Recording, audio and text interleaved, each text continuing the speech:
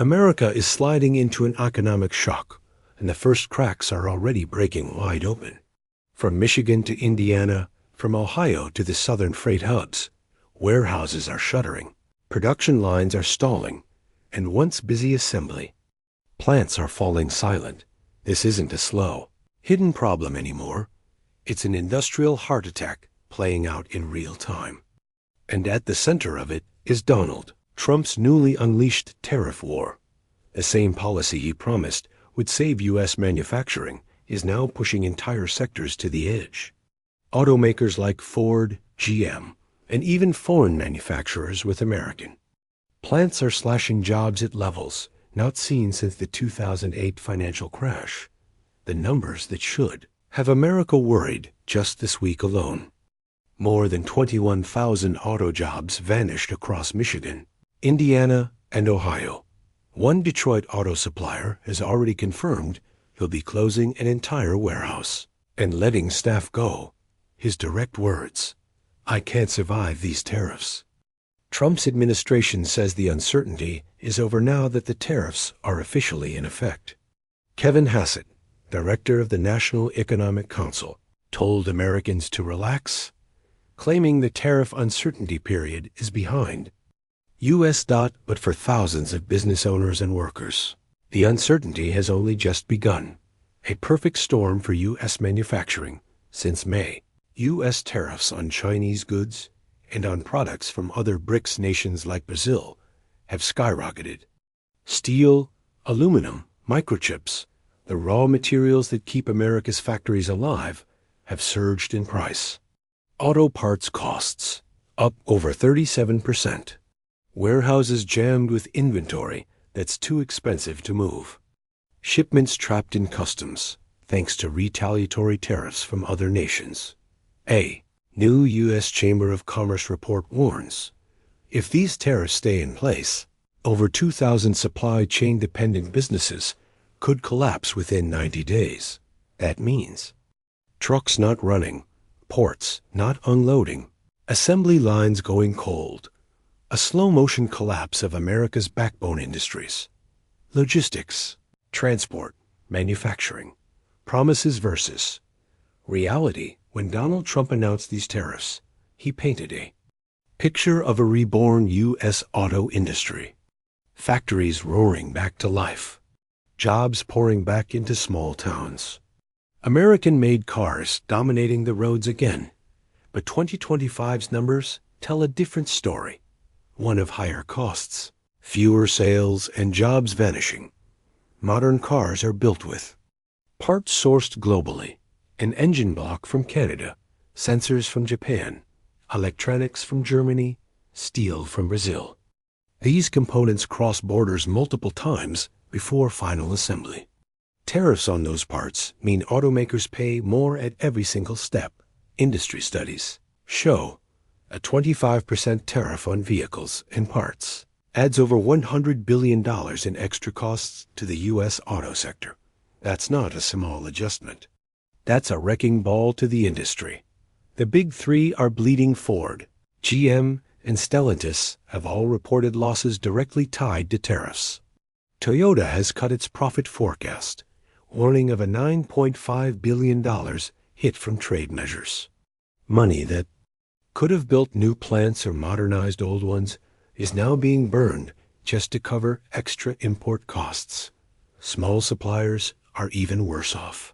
They can't pass the higher costs to consumers without pricing themselves out of the market, so they cut jobs instead. Analysts warn that tens of thousands more jobs could disappear in the coming months. Impact on local communities in auto-dependent towns. Even a few hundred layoffs hit like a natural disaster. Shops lose customers. Restaurants go empty. Schools see tax revenue vanish.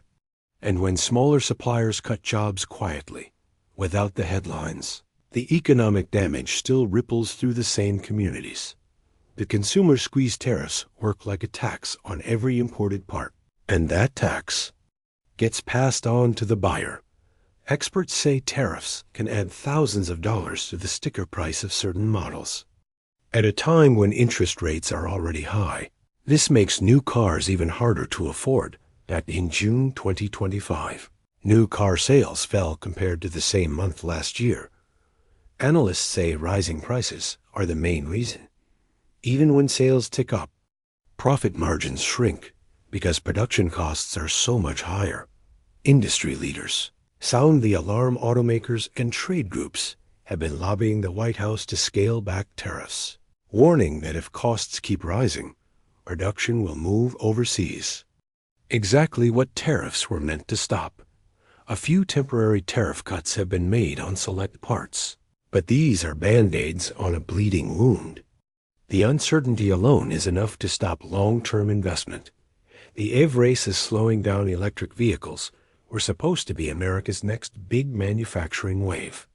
But EV production needs massive new factories and battery plants, and those investments are being delayed or downsized because of tariff-driven costs. Without those projects, America risks falling behind China and Europe in the global EV race. The job loss timeline so far in 2025. April, Stellantis temporarily lays off 900 workers in Michigan and Indiana. Earlier in the year, 1,100 jobs lost at its Jeep Gladiator pickup plant in Toledo, Ohio. GM freezes hiring at its Chicago Technical Center, halts engineering projects, and cuts 1,000 jobs from its Cruise self-driving division. July, Daimler Truck cuts 2,000 jobs across U.S. and Mexican operations. In total, 8,000 direct auto industry jobs gone, not counting the smaller suppliers quietly laying off staff. Higher prices. Across-the-board tariffs aren't just making cars more expensive. Insurance costs are climbing. With high interest rates, monthly payments are ballooning. Families are delaying purchases or turning to used cars. Without buyers, companies can't invest in innovation, meaning fewer new jobs to replace the ones already lost. The second wave is coming. Trump's new global tariffs officially took effect this week. We won't see the full effect right away.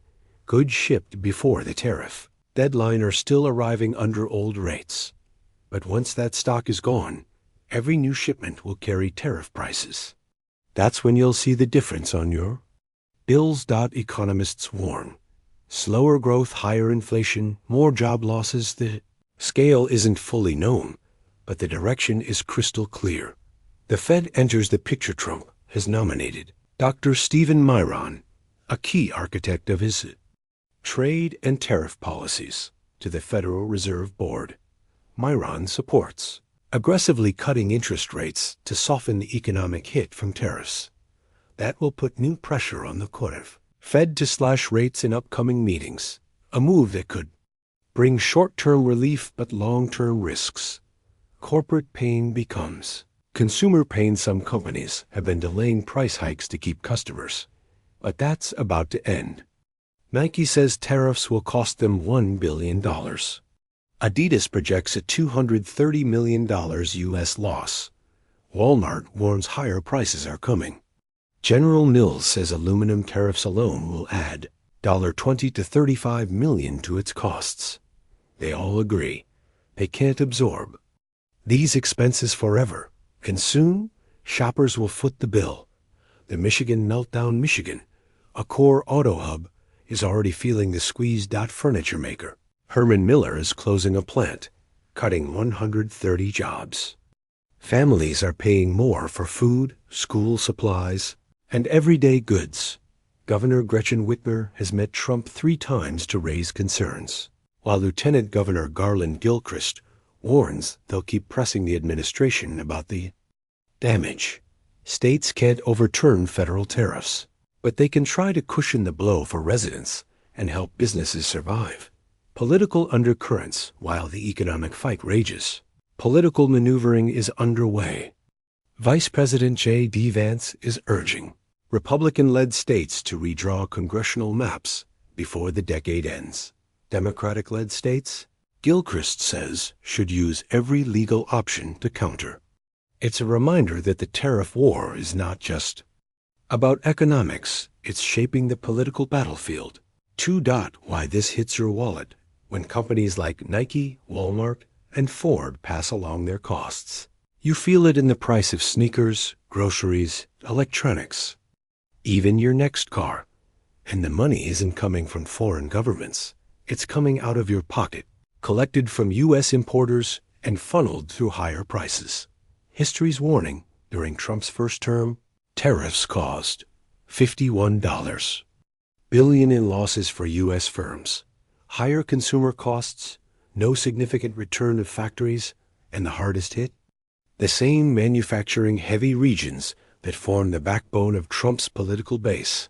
The road ahead, if nothing changes, the coming months will bring more price hikes on food, clothing, electronics, furniture, and cars, job losses mounting. In manufacturing-heavy states, a national economy adapting, but in a way that means you pay more and possibly earn less. This is only the beginning. We'll be following every development, breaking down the data, the damage, and the truth behind this unfolding economic shock. Make sure you're subscribed, because the story is just getting started.